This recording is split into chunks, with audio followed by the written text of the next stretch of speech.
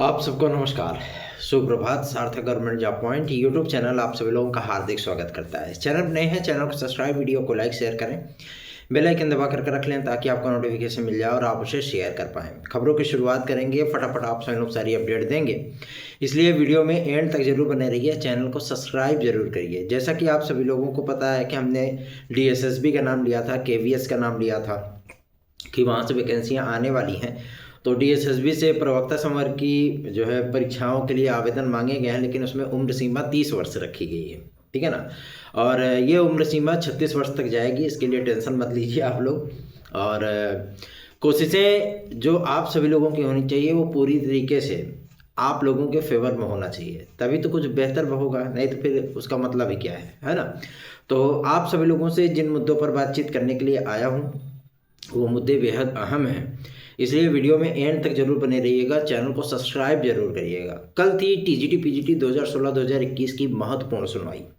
उसमें हमारे वकील साहब जो है उपस्थित हुए और उन्होंने कोर्ट के सम्मुख याचिकाकर्ताओं की जो लिस्ट सौंपी है उसमें हियरिंग करने के बाद, चूँकि माध्यमिक शिक्षा विभाग की तरफ से कोई लॉयर वहाँ पर उपस्थित नहीं हुआ था, तो कोर्ट ने इस चीज़ को कहा है कि भाई आप इनको नियुक्ति दीजिए, ठीक है। उसके बाद अगली जब मतलब नियुक्ति दे करके आइए, फिर अगली हेयरिंग पे जो है हम इस पे विचार करेंगे, सुनवाई करेंगे।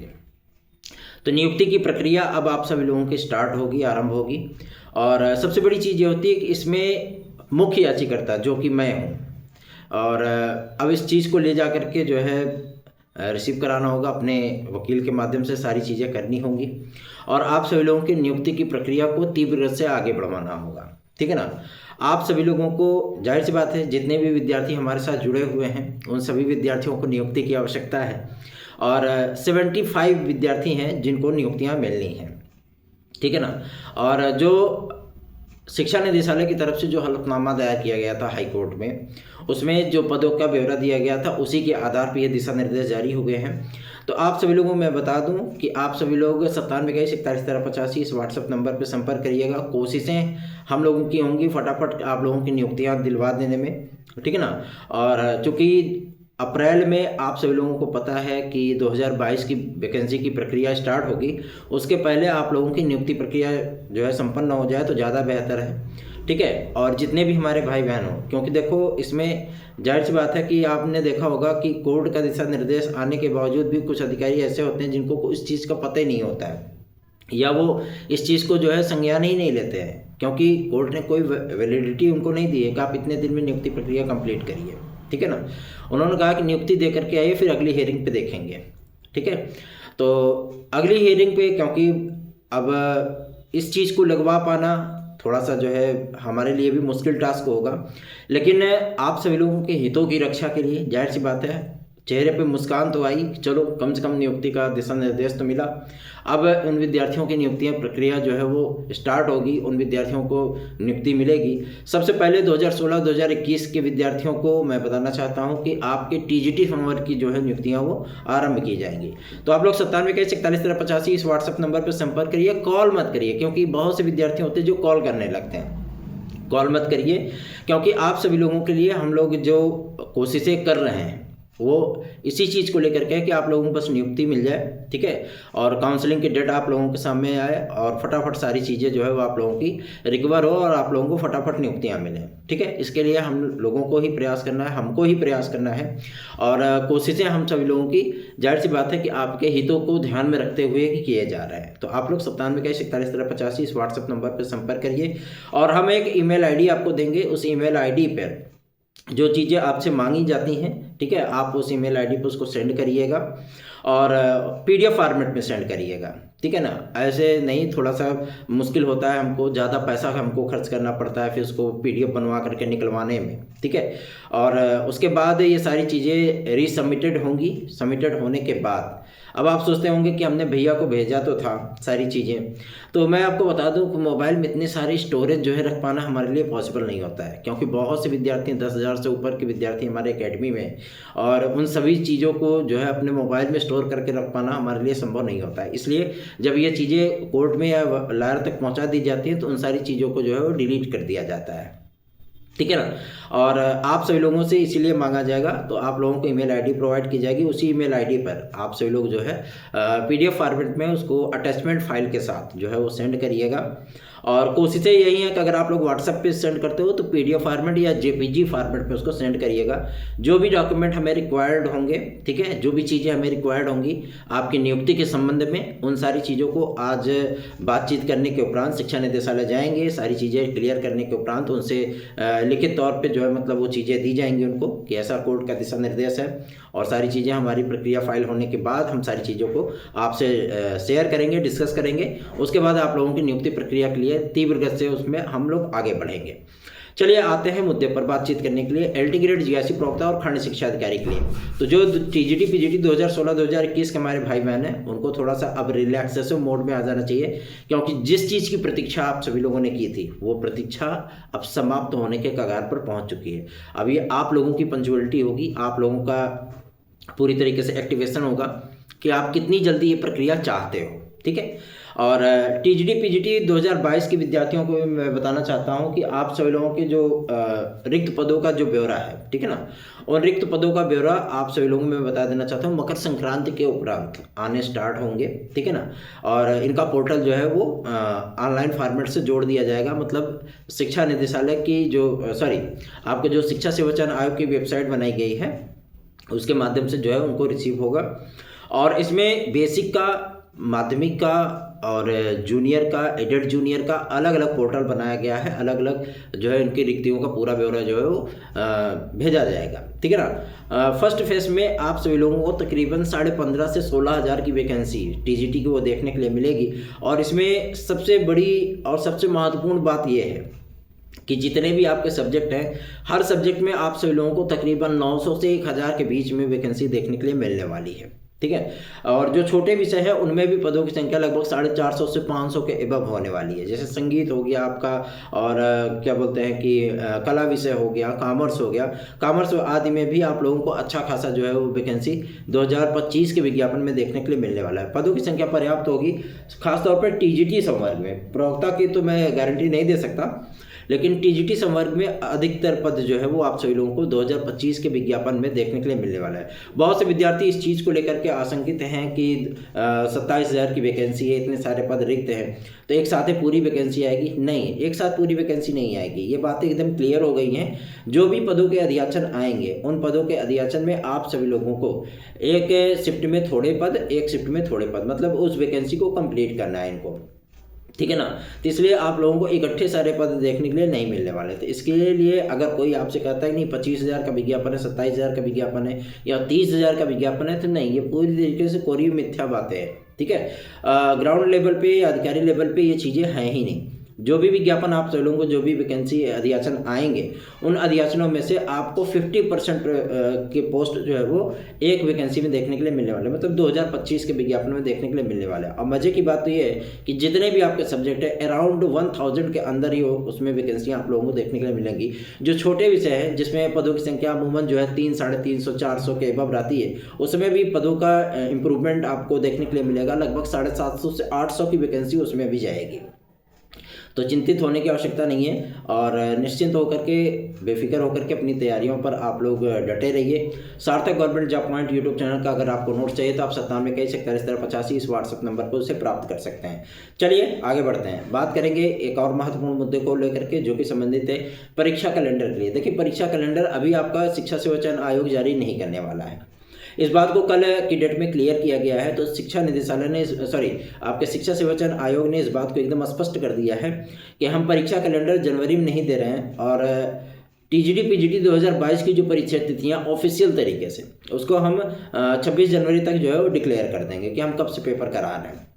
दूसरा ये कि जो हमारा शेड्यूल आएगा जिसमें विज्ञापन होंगे, जिसमें अन्य परीक्षाएं सम्मिलित होंगी, वो हमारा 1 फरवरी से वैलिड होगा। मतलब हम 1 फरवरी से जारी करेंगे, जनवरी में तो हमें कोई एग्जाम कराना नहीं है, ठीक है ना। तो इसलिए जनवरी को उसमें सम्मिलित नहीं किया जा रहा है। 1 फरवरी से लेकर के 31 अगस्त तक आप सभी लोगों को परीक्षा कैलेंडर जारी होगा। उसके बाद ये परीक्षा कैलेंडर सिर्फ आप सभी लोगों को कुछ परीक्षाएँ और कुछ विज्ञापन, और जो विज्ञापन आपके जारी होंगे जैसे TGT, PGT, assistant professor, UP, TET, ठीक है ना, तकनीकी प्राविधिक का, प्राथमिक का, ये जो विज्ञापन आपके जारी होंगे, इन विज्ञापनों की जो परीक्षाएं हैं वो रेस्ट ऑफ मंथ जो आपके 1 सितंबर से लेकर के 31 दिसंबर सन 2025 तक चलेगा, उनका जो शेड्यूल चलेगा, उसी में इनकी परीक्षाओं को जो है सम्मिलित किया जाएगा। तो ये इनका शेड्यूल है और देखने वाली बात होगी कि ये सारी चीज़ें कब तक फाइनल होती हैं, कब तक हमारे सम्मुख आती हैं। तो इसको आप लोगों को थोड़ी सी प्रतीक्षा करनी होगी, क्योंकि अध्याचन आने का जब सिलसिला स्टार्ट होगा तभी इनका परीक्षा कैलेंडर जो है वो जारी होने की बात सामने आएगी। अभी अध्याचन इनके 15 जनवरी तक तो आने नहीं है, क्योंकि पोर्टल की लॉन्चिंग ही इनके जो है 15 जनवरी के बाद होगी, ठीक है ना। उच्च शिक्षा निदेशालय ने तो ये चीज़ें कर ली भैया, अपना पंक्चुअलिटी दिखाया, उन्होंने फटाफट कर लिया। अभी आप सभी लोगों का प्राथमिक का पोर्टल बन करके तैयार हुआ है, प्राथमिक का बन करके तैयार हो गया है। और सबसे बड़ी चीज़ ये है कि शिक्षा निदेशालय ने जो प्रस्ताव भेजा था एनआईसी को, उसमें आप सभी लोगों को मैं बता दूं कि माध्यमिक का को सबसे ऊपर रखा गया था, लेकिन सबसे नीचे चला गया माध्यमिक, ठीक है। तो माध्यमिक के भी पोर्टल उम्मीद है कि 12 तारीख तक बन करके तैयार हो जाएगा और 15 जनवरी के बाद इस पर अध्याचन आने स्टार्ट होंगे। तो चिंता करने की आवश्यकता नहीं है, निश्चित होकर के अपनी तैयारियां करते रहिए। सार्थक government job point YouTube channel को सब्सक्राइब, वीडियो को लाइक शेयर जरूर किया करिए। रही बात हमारे एलटी ग्रेड जीएससी और खंड शिक्षा अधिकारी को लेकर के, तो खंड शिक्षा अधिकारी में पदों की संख्या 245 के पार जा चुकी है, ठीक है ना। 60 पद या 80 पद नहीं है, इसमें बहुत सारे पद भेजे गए हैं, बेसिक शिक्षा विभाग से भी इस चीज़ को क्लियर किया गया है। तो काफ़ी सारे पद हैं इसमें और सिलेबस में, परीक्षा के प्रारूप में व्यापक स्तर पे इसमें बदलाव किया गया है। तो लोक सेवा आयोग के लिए सबसे बड़ी चुनौती है खंड शिक्षा अधिकारी का ही विज्ञापन। जानते हैं क्यों? वजह इसकी ये है कि इसमें प्रारंभिक परीक्षा और मुख्य परीक्षा के आधार पर चयन होता है। और सबसे बड़ी चीज़ ये है कि प्रारंभिक परीक्षा आपकी 2025 की भी इनकी प्रारंभिक परीक्षा से आपस में टकरा रही है, ठीक है, कि इसको पहले कराएं, किसको पहले कराएं, दोनों का विज्ञापन जारी करना है, दोनों की परीक्षाएं करानी है। तो आखिर पहले सबसे पहले किसको रखा जाए?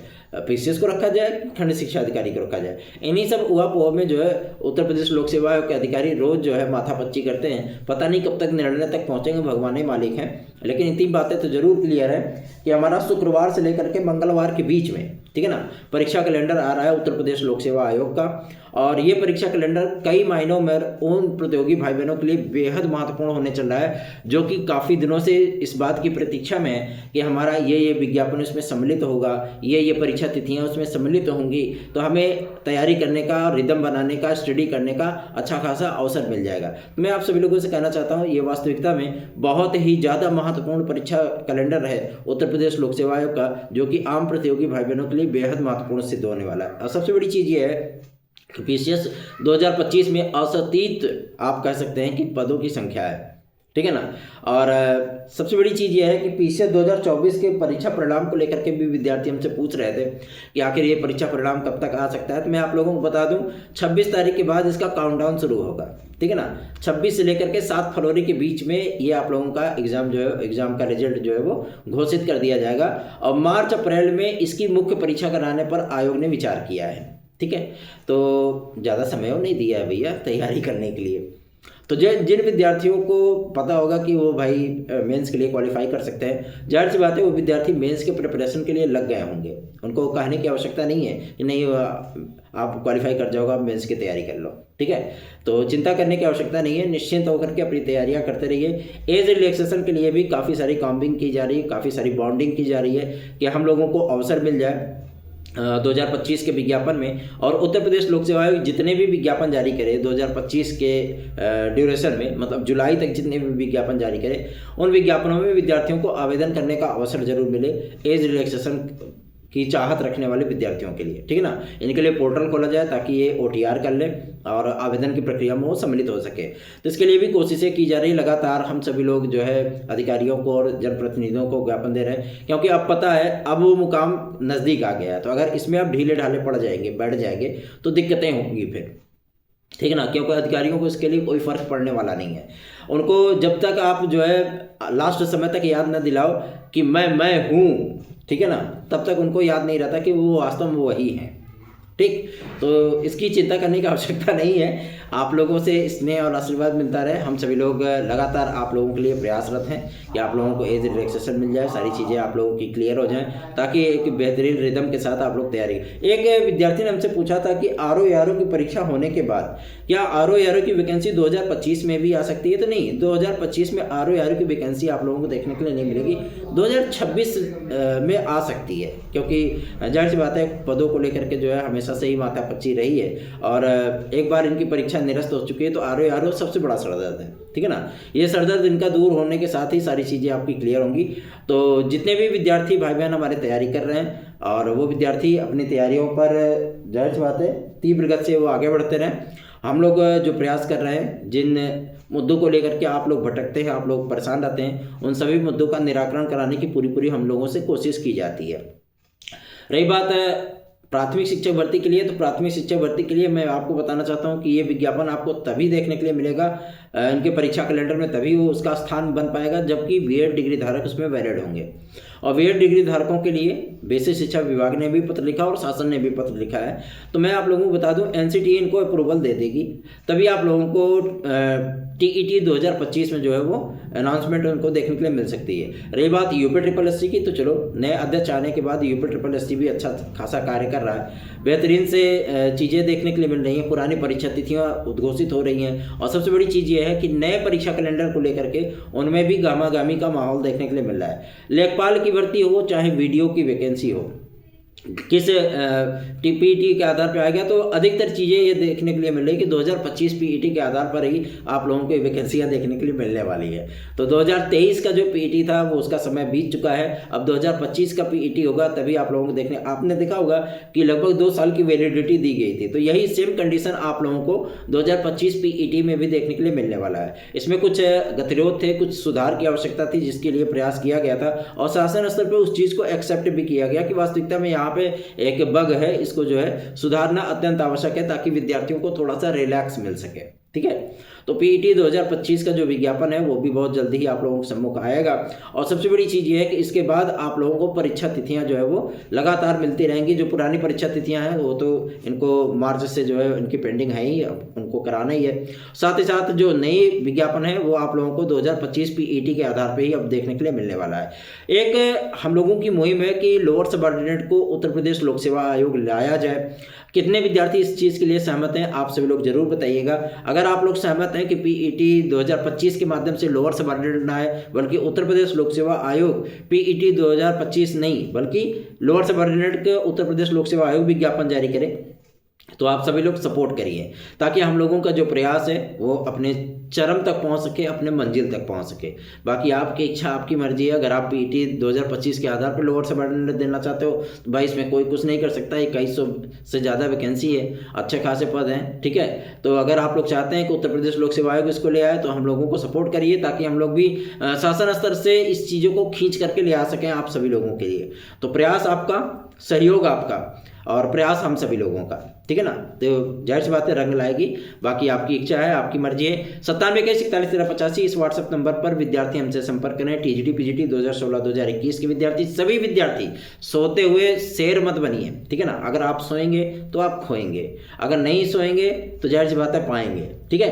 तो चिंतित मत होइए। सार्थक government job point YouTube channel subscribe, video को लाइक शेयर करिए और 9721411385 इस व्हाट्सएप नंबर पे संपर्क करिए। परीक्षा कैलेंडर दोनों के तैयार हैं, आपके शिक्षा सेवा चयन आयोग के भी और उत्तर प्रदेश लोक सेवा आयोग के भी। उत्तर प्रदेश लोक सेवा का जो परीक्षा कैलेंडर है वो शुक्रवार से लेकर के मंगलवार के बीच में इनका जारी होगा, और जो शिक्षा सेवा चयन आयोग है वो आप सभी लोगों को 26 तारीख तक, मतलब 20 से लेकर के 27 के बीच में आप लोगों को टीजीटी पीजीटी 2022 के अनाउंसमेंट वो कर देंगे कि हमको परीक्षा इसकी कराने चल रहे हैं, और परीक्षा शेड्यूल आप सभी लोगों को 1 फरवरी से ही वैलिड होता हुआ नजर आएगा, उनका देखने के लिए मिलेगा, क्योंकि अभी अधियाचन की प्रक्रिया है। उसके बाद 2022 में कुछ वैकेंसियां उनको जोड़नी है, 2022 के वैकेंसी में कुछ पद आएंगे आप सभी लोगों के।